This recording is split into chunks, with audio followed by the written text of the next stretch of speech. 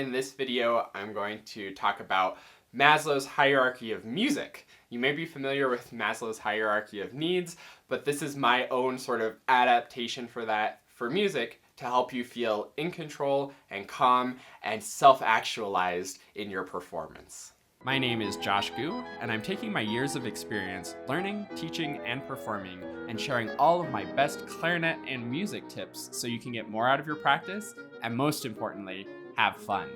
You can learn more about all of my many resources at QuickStartClarinet.com, and don't forget to subscribe to this channel and hit the bell to get notified when I post new videos. So first of all, if you aren't familiar with Maslow's hierarchy of needs, let me give you a brief overview of that. Abraham Maslow was a psychologist and came up with this idea of this sort of pyramid of our human needs, with the idea that the more we can fulfill each layer of that pyramid, the more fulfilled our lives will be.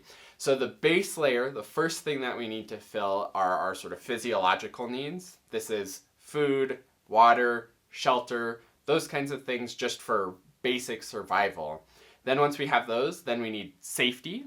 Safety is feeling like we're safe, right? There's not going to be a predator that's going to eat us. We don't have to be worried about those kinds of things because we're safe. We have a good shelter. We have sort of security about us.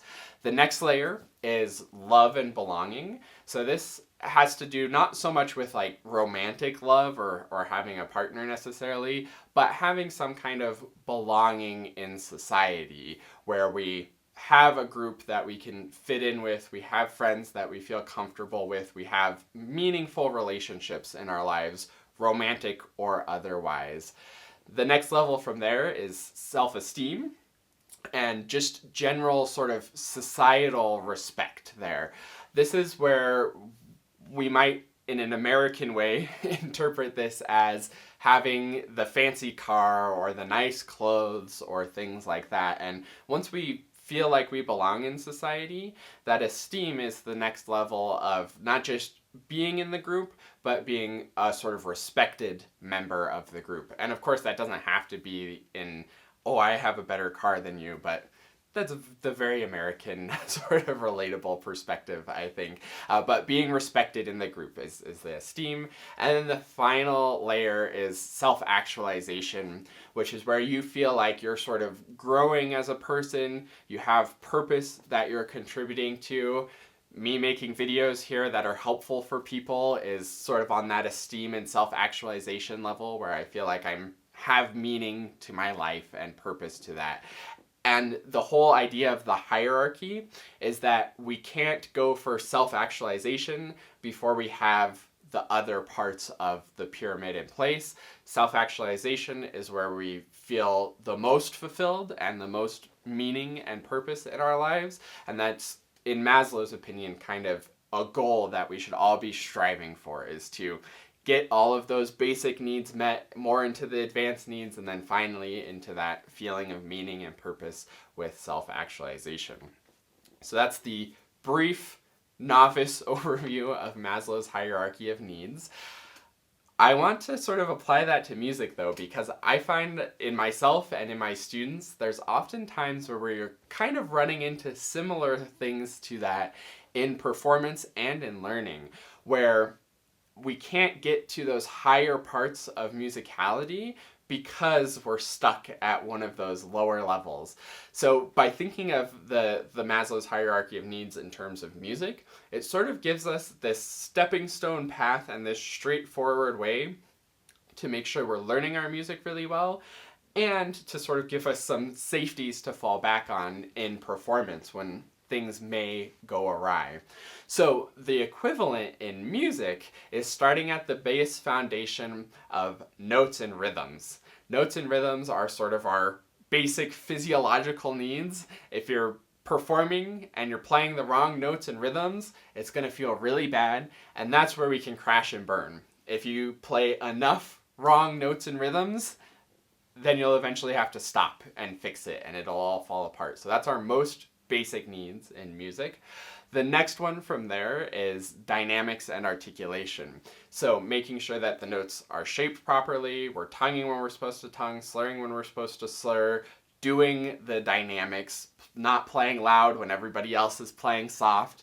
You can see how if you're doing dynamics and articulations wrong, that can stick out really bad as well. It won't derail things and make everything have to stop. It'll just stick out a little bit. I should also add that somewhere around this base layer is also sounding good. I think sounding good and sound quality kind of goes throughout the entire pyramid. It's kind of an underlying backbone that glues it all together, because you can sound bad and be doing stuff towards the top of the triangle. You could also sound bad and be getting wrong notes and rhythms, of course, obviously. Or you could sound really great and only getting the right notes and rhythms, but not doing dynamics and articulation. So sound quality is in there, and it's an important part, but it's not a sort of defining feature of really any of the levels, because it's so overarching to all that we do in music. So after dynamics and articulations, the next level above that is phrasing and breathing. And I know breathing seems like it should be down at the bottom because it's a physiological need, and in Maslow's hierarchy, breathing absolutely is at the bottom as a physiological need. But the thing that makes music different is we're gonna breathe when we need to breathe. This higher level breathing is actually breathing in good places and managing the breath in a way that feels good. So it's a little bit different level of breathing there. And then we have phrasing also at this level. And this is the idea that we really know where the music's going. We're giving nice shape to things. We aren't just doing the written dynamics on the page, but we're maybe providing some of our own perspective of how the dynamics should go and how the phrase should flow from peaks to valleys. We're breathing in really logical places because, again, we have a better understanding of how the phrase goes and where the phrase is going, so we can breathe in logical and meaningful places. Then, above that is this sort of confident control, I'm calling it. And it's not like overly controlling the music, but it's having confidence that you're in control of what you're doing. This can be applied in very literal sense to things like rubato. So you're so good at the rhythm that you can actually manipulate the steady beat and still be playing really good rhythms, and rhythms that a listener can really follow along with and feel connected to. Another thing that has to do with this control is, again, that sort of sound idea, where it's not just you know where the phrase is going, but you have enough control over the sound that you can do a little bit of sound color change. You can change the timbre a little bit to really convey the character of the music, and you're confident about it. It's not like, this note may or may not come out, hopefully it comes out. No, it's not that anymore. It's confident control. You're confident that you know exactly where you want to go and that you're going to be able to get the instrument to go exactly where you want it to be. Which leads us to the final step in the pyramid, the sort of self-actualization level, which I'm just calling music. That's when we get all of those components coming together. Then we're making truly artistic music. And that's not to say that when you're playing Mary Had a Little Lamb with wrong notes and rhythms that you're not doing music. It's not like a gatekeeping kind of way where you have to be perfect before you're doing music. It's really important. It's a artistic level of music where you're at a higher point in the music making where it's really touching, it's really emotional, you're really capturing the composer's intentions and sharing them with the listener while sprinkling in sort of your own interpretation and your own desires for where you want the piece to go. And it's that highest level of sort of artistry in your music where somebody listens to it and really remembers that performance and hears it as, wow, that was really touching, that was really emotional. It's not just, oh yeah, that wasn't wrong. That's sort of our base notes and rhythms. Like, yeah, you got the right notes and rhythms. It was objectively correct. Then you do some dynamics and articulations and it's like, oh yeah, it kind of sounds like you know what you're doing. And then you have phrasing and really thoughtful breathing, and that's the level where it starts to become like, oh, this is an interesting piece of music. This is some nice perspective here on how this goes. I can sort of see how the piece is working. That's really great. And then we go up one more level to that confident control. And that's when you see those performances where it's really impressive. You're like, wow, they like really know how to play their instrument. That was a really awesome performance. But at that highest level of the artistry and the true music making is those performances where you're just awestruck and you're almost speechless afterwards, or you're in tears at the end of it because you're like, oh, that was so beautiful and touching.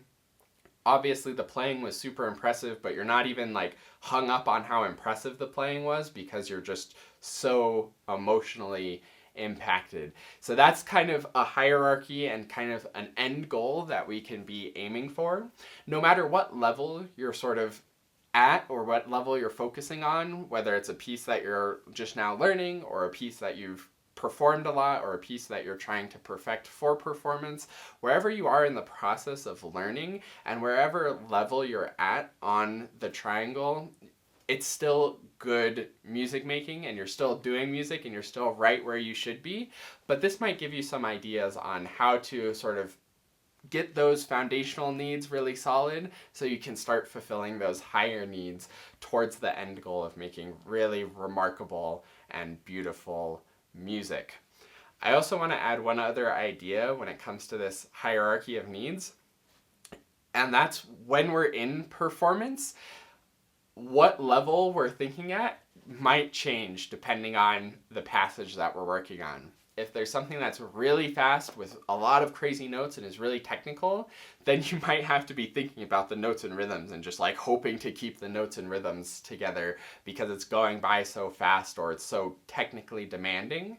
Whereas on whole notes and half notes and easier stuff in other parts of the music, you might be able to think more about phrasing and breath control and having really good musical ideas in those simpler parts.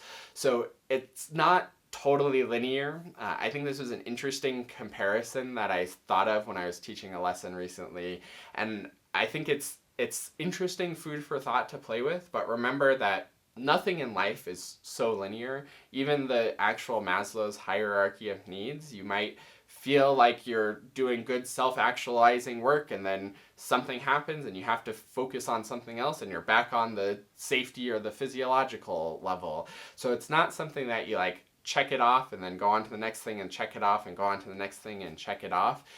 You can always be working in this sort of composite of, yeah, I'm doing beautiful music here, but I still need to work on the notes and rhythms here. I really love the dynamics and articulations that I'm doing over here, but I need to add more phrasing into it to sort of get to the next level. It's always this homogeneous composite thing, even though the triangle makes it look very linear, and our brains like to think in that linear way. This can be helpful to find that next step on the path, but remember that you're always at that music level no matter what you're working on or what you sound like.